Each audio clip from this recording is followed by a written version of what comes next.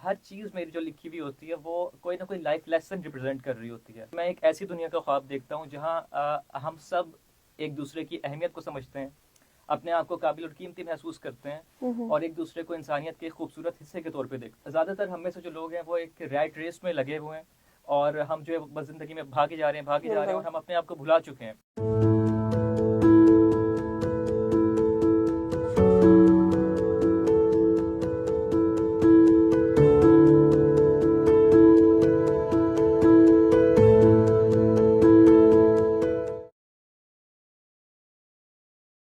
अस्सलाम वालेकुम। TV today के साथ मैं हूं आपकी मेज़बान ज़ुहा राशिद। नाजरीन, मेरे साथ पाकिस्तान के आज यंग राइटर और ऑथर मौजूद हैं जिनका नाम है हसन सदीकी।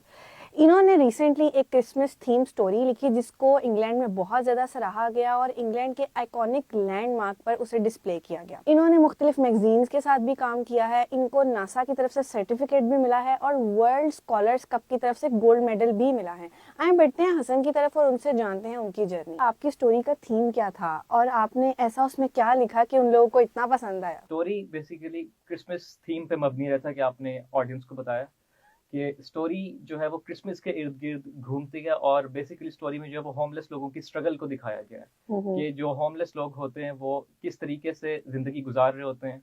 और स्टोरी बेसिकली ये एक माँ और बेटी के दरमियान घूमती है हम्म। और इसमें हम देखते हैं कि 10 साल बाद एक मदर और डॉटर का जो है वो रीयूनाइट होते हैं और उनकी एक बहुत ट्रेजिक स्टोरी होती है। तो इस स्टोरी के थ्रू बेसिकली इसका मकसद ये था कि लोगों में होमलेसनेस के बारे में अवेयरनेस आए और हम्म। स्पेशल त्यौहार जैसे कि क्रिसमस होते हैं, क्रिसमस है या फिर कोई भी त्यौहार जो लोग हम्म। मनाते हैं तो उसमें वो ज़रूर उन लोगों का ख्याल रखें जो कि आम तौर पे इस किस्म के त्यौहार नहीं मना पाते वसाइल की कमी की वजह से। तो हसन, पाकिस्तान में भी बहुत होमलेस लोग हैं, आपने उनको क्यों नहीं मद्देनजर रख के लिखा? दरअसल जो मैंने स्टोरी लिखी है इसका ताल्लुक किसी भी जगह से या फिर किसी भी किस्म के स्पेसिफिक मुल्क से या लोगों से नहीं है, बल्कि इसका ताल्लुक इंसानियत से है। हाँ, ओवरऑल आपने जी, लिखा। ये बिल्कुल इसका इंसानियत से ताल्लुक है। भले ही ये इंग्लैंड के one of the most famous landmark Canterbury cathedral में डिस्प्ले हुई है, लेकिन इसका हरगिज़ ये मतलब नहीं है कि मैंने उन लोगों के बारे में सोच के इसको लिखा और मैंने यहाँ के लोगों को इग्नोर किया, बल्कि स्टोरी जो है वो दुनिया में हर इंसान से कनेक्ट करती है, जो लोग भी होमलेस हैं। हसन, आजकल जो हमारी न्यू जनरेशन है वो ना लिखती है ना पढ़ती है और आप भी हमारे यंग जनरेशन से ही ताल्लुक़ रखते हैं, तो आपको ये शौक़ कैसे पैदा हुआ? दरअसल मुझे बचपन से लिखने का बहुत शौक था और लफ्ज़ जो है वो मुझे अपनी तरफ हमेशा से बहुत अट्रैक्ट करते हैं और मैंने हमेशा से ये चीज़ नोटिस की है कि मैं चीज़ों पे जो है वो बहुत ज़्यादा गौर व फिक्र करता हूँ और डीपली उनके बारे में सोचता हूँ। और दूसरी अहम चीज़ ये है कि मुझे लगता है कि राइटिंग जो है वो एक नेचुरल टैलेंट है। आपको जो है वो अल्लाह ताला की तरफ से आपके माइंड में जो है वो ख़्यालात उतर रहे होते हैं और आप बिल्कुल। जो है वो चीज़ों को पेन डाउन कर रहे होते हैं। तो आप ज़्यादा कब लिखते हैं? जब स्ट्रेस में होते हैं, जब रिलैक्सिंग मूड में होते हैं, मतलब किस किस सिचुएशन में? मेरे ख्याल से कि इस सवाल का कोई एक जवाब नहीं है कि क्या मैं खुश होता हूँ तब लिखता हूँ या मैं उदास होता हूँ तब लिखता हूँ। मेरे ख्याल में मैं हर वक्त लिख सकता हूँ, लेकिन मुझे लगता है कि मैं तब लिखता हूँ जब कोई चीज़ मुझे बहुत डीपली मूव करती है। वो चीज़ खुशी वाली भी हो सकती है, गम वाली भी हो सकती है। अगर वो चीज़ मुझे इंटरनली तौर पे, डीपली तौर पे किसी भी तरीके से मेरे अट्रैक्ट पे करेगी। इम्पैक्ट क्रिएट कर रही है तो मैं उसके बारे में तो लिख अब ये सकता हूँ। क्रिसमस थीम का आपके ज़हन में कैसे आया? मतलब आपने उसका टाइटल क्या था? उसका टाइटल है अ क्रिसमस होमलेस। तो आपके ज़हन में कैसे आया ये? दरअसल मैंने हमेशा से ये देखा है कि जो होमलेस लोग होते हैं, जैसा कि आजकल सर्दियां हैं तो हम देखते हैं कि अक्सर सड़क पे और फुटपाथ पे जो है वो बहुत सारे बेघर लोग होते हैं बिल्कुल। और कुछ लोग हम देखते हैं कि वो सो भी रहे होते हैं।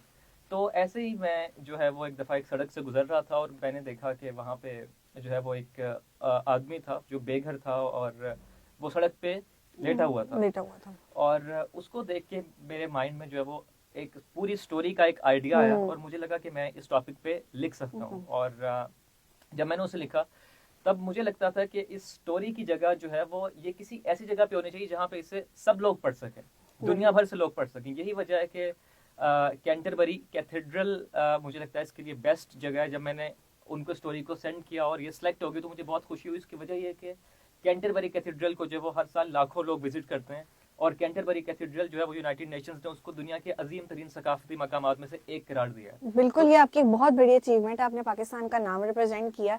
हसन, मुझे ये बताइएगा कि आपने इंग्लिश ही क्यों चूज की? अगर हम देखें तो उर्दू हमारी कौमी जबान है, उर्दू में भी तो आप लिख सकते थे। मुझे लगता है कि आप ये बात ठीक है कि उर्दू हमारी कौमी ज़ुबान है, लेकिन मुझे लगता है हम उसी चीज़ के बारे में या उसी ज़ुबान में लिख सकते हैं जिस ज़ुबान में हमारे दरमियान हमारे दिमाग के अंदर आइडियाज़ जनरेट होते हैं। बिल्कुल। तो बचपन से ही मैंने उर्दू भी पढ़ी है, लेकिन मैंने इंग्लिश भी बहुत ज़्यादा पढ़ी है।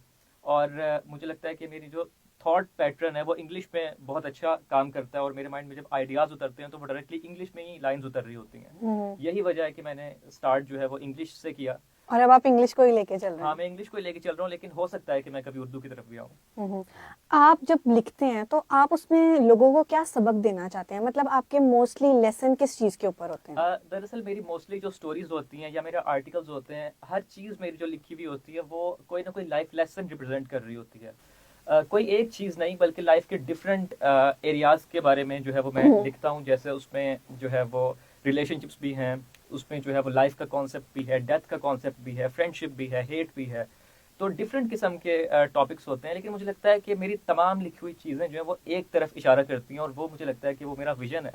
यानी कि मैं एक ऐसी दुनिया का ख्वाब देखता हूँ जहाँ हम सब एक दूसरे की अहमियत को समझते हैं, अपने आप को काबिल और कीमती महसूस करते हैं, और एक दूसरे को इंसानियत के खूबसूरत हिस्से के तौर पे देखते हैं। मुझे लगता है मेरी हर कहानी इसी डायरेक्शन में मूव करती है कि हम इस दुनिया तक पहुंच सकें। लेकिन आजकल तो ये अगर हम अपने इर्द गिर्द देखें तो ये नहीं है। मतलब आजकल हम अपने आप को कोई अहमियत नहीं देते, हम बस आगे की रेस में लगे हुए हैं। मुझे लगता है कि ज़्यादातर हम में से जो लोग हैं वो एक रैट रेस में लगे हुए हैं, और हम जो है बस ज़िंदगी में भागे जा रहे हैं, भागे जा रहे हैं, और हम अपने आप को भुला चुके हैं, और हम चीज़ों पे तवज्जो नहीं देते। यही वजह है कि मुझे लगता है कि मुझ जैसे लोगों को जो कि इन चीज़ों के बारे में सोचते हैं, ज़्यादा से ज़्यादा इन चीज़ों के बारे में लिखने की ज़रूरत है, ताकि लोगों में अवेयरनेस आए, और हम ठहरें, और हम रुकें, और हम अपने आप पे तवज्जो दें, और हम अपने आप को समझें, और हम इस चीज़ को अंडरस्टैंड करें कि हम सब जुड़े हुए हैं और हम सब एक ही हैं। बिल्कुल। हसन, जब आपको अवार्ड्स मिले, आपको सर्टिफिकेट मिले, और जब आपकी स्टोरी जो है डिस्प्ले हुई, आपकी क्या फीलिंग्स थी? मुझे लगता है कि तमाम जितनी भी चीज़ें मैंने लाइफ में अचीव की हैं, चाहे वो नासा की तरफ से सर्टिफिकेशन है, वर्ल्ड स्कॉलर्स की तरफ से गोल्ड मेडल है, या मेरी स्टोरीज और आर्टिकल्स का इंटरनेशनल लिटरेचर मैगजीन्स में पब्लिश होना है, हर चीज़ जो है वो मुझे इस चीज़ का एहसास दिलाती है कि आर्ट कितनी खूबसूरत चीज़ है। जब मैं देखता हूँ कि मेरी लिखी हुई कोई चीज़ किसी ने पढ़ी है और उसकी लाइफ पे उसका कोई इम्पैक्ट क्रिएट हुआ है, और वो इंसान मुझे बताता है, तब मुझे एक ऐसी खुशी मिलती है जिसकी शायद कोई कीमत नहीं हो सकती। आप क्रेडिट किसको देना चाहेंगे? मेरे ख्याल से इस चीज़ का क्रेडिट सबसे पहले तो मैं अल्लाह ताला को देना चाहूँगा, क्योंकि मुझे लगता है कि राइटिंग एक इनर और नेचुरल टैलेंट अल्लाह की तरफ से, अल्लाह ताला की तरफ से होता है। और उसके बाद मैं अपने आप को क्रेडिट देना चाहूँगा कि मैंने अल्लाह ताला ने अगर ही मुझे गिफ्ट या टैलेंट दिया तो मैंने उसकी कदर की, और मैं उससे कंट्रीब्यूट कर रहा हूँ पॉजिटिवली, ज़ाया नहीं कर रहा। बिल्कुल। अच्छा, मुझे ये बताएं कि आप, जाहिर है आप राइटर हैं, आपने बाहर का लिटरेचर भी पढ़ा, पाकिस्तान का लिटरेचर भी पढ़ा, तो पाकिस्तानी लिटरेचर और बाहर के लिटरेचर में क्या फ़र्क है? आपको जो मेन फ़र्क क्या लगता है? पाकिस्तानी लिटरेचर में और बाहर के लिटरेचर में जो मुझे फ़र्क नज़र आता है वो ये नज़र आता है कि पाकिस्तानी लिटरेचर मुझे लिमिटेड लगता है। मुझे लगता है कि हम मखसूस टॉपिक्स के गिर्द घूमते हैं, जबकि जो बाहरी दुनिया है वो तकरीबन हर किस्म के टॉपिक को पाकिस्तान में सबसे ज़्यादा जो टॉपिक मुझे लगता है वो मेरे ख्याल से रिलेशनशिप और लव के ऊपर है। हाँ, आई थिंक मतलब ये है। उसकी एक वजह यह है कि हम बॉलीवुड मूवीज से बहुत ज़्यादा इन्फ्लुएंस होते हैं और वही चीज़ हमारे आर्ट में नजर आती है, लेकिन दुनिया इससे बहुत बढ़कर है, और सिर्फ यही थीम्स नहीं है। यही वजह है कि हम देखते हैं कि बाहर के ममालिक में जो है वो हर टॉपिक के ऊपर लिखा जा रहा होता है, जिसमें जो है वो मेंटल हेल्थ है, उसके अलावा स्पिरिचुअलिटी है, और हर चीज़ है। तो मुझे जो बेसिक फ़र्क जो मुझे पर्सनल तौर पर फील होता है वो ये है कि हमारे लिटरेचर में और उनके लिटरेचर में फ़र्क ये है कि वो बहुत वाइडली चीज़ों को एक्सप्लोर करते हैं और उनको जो है वो दुनिया के सामने लेके आते हैं, जबकि हम लिमिटेड चीज़ों तक ही महदूद हैं और हम एक्सप्लोर नहीं कर रहे। बिल्कुल, एक्सप्लोर तो हम नहीं करते हैं, हम बस देखते हैं और लिखना शुरू कर देते हैं। अच्छा हसन, मुझे ये बताएं कि आगे क्या लिखना चाह रहे हैं, और आगे अब आपकी नेक्स्ट क्या अचीवमेंट होगी? मेरा जो अगला प्रोजेक्ट है वो बेसिकली वुमेन एम्पावरमेंट पे फोकस्ड है, और वो है मेंस्ट्रुअल हेल्थ के बारे में। एक बुक है जिस पे मैं फिलहाल काम कर रहा हूँ, क्योंकि मुझे लगता है कि पाकिस्तान में जो है वो ख़वातीन की जो सेहत से मुतालिक ख़वातीन के मसाइल हैं उन पर बहुत कम बात होती है। यही वजह है कि मैंने तकरीबन 2 साल पहले एक non profit digital magazine initiate किया जिसका नाम है द फीमेल टाइम्स। उसका मकसद ये है कि ख़वातीन के जो इश्यूज है डेली लाइफ में जो उनको अफेक्ट करते हैं उनको दुनिया के सामने लाया जाए और लोगों में अवेयरनेस दी जाए। हसन, बहुत शुक्रिया आपका टाइम का, और हम उम्मीद करते हैं कि आप इससे ज़्यादा ग्रो करें और पाकिस्तान को और ज़्यादा रिप्रेजेंट करें। और बहुत शुक्रिया आपका। इसी के साथ अपनी मेज़बान ज़ुहा को दीजिए इजाज़त। अल्लाह हाफ़िज़।